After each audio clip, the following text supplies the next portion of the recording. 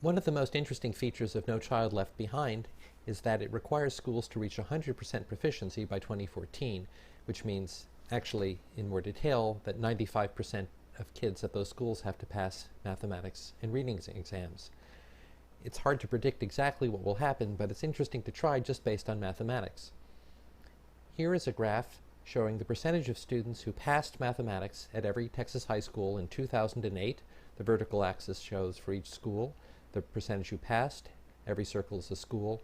The size of the circle is given by the number of graduates from that high school, and the color indicates the fraction of minority students. On the horizontal axis shown the percentage of students who were eligible for free and reduced lunch, which is to say poverty concentration. Schools are colored pink if below the required fraction passed mathematics in 2008. The fraction was 50%, but because 5% of students can be exempted, I've written down 45%.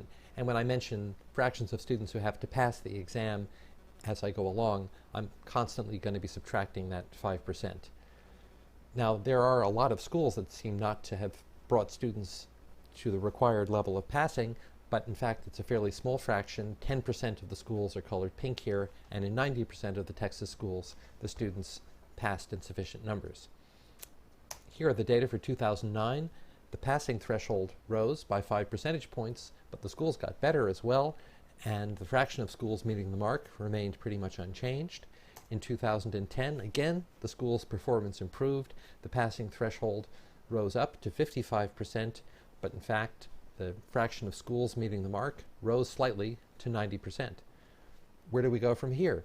Well, I'm going to assume that schools improve at the same rate that they've been improving over the past 3 years, which has been pretty rapidly. The only correction to that is that they turn over so that they don't actually exceed 100% students passing. Now, there's a lot of uncertainty. The law authorizing No Child Left Behind, that could change completely. The Texas exam testing mathematics is changing from the current tax exam to something new. But let's just assume that essentially the exams are going to be testing the same things and that No Child Left Behind doesn't fundamentally alter, and see where we might go.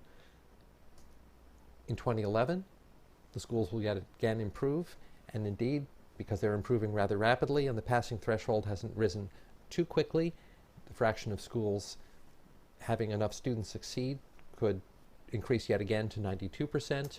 In 2012, this projection shows that the percentage of schools getting students to succeed will drop to 86%. In 2013, it would drop to 73%. And in 2014, when 95% of students have to pass exams, the fraction of schools making that mark is projected to drop to 47%.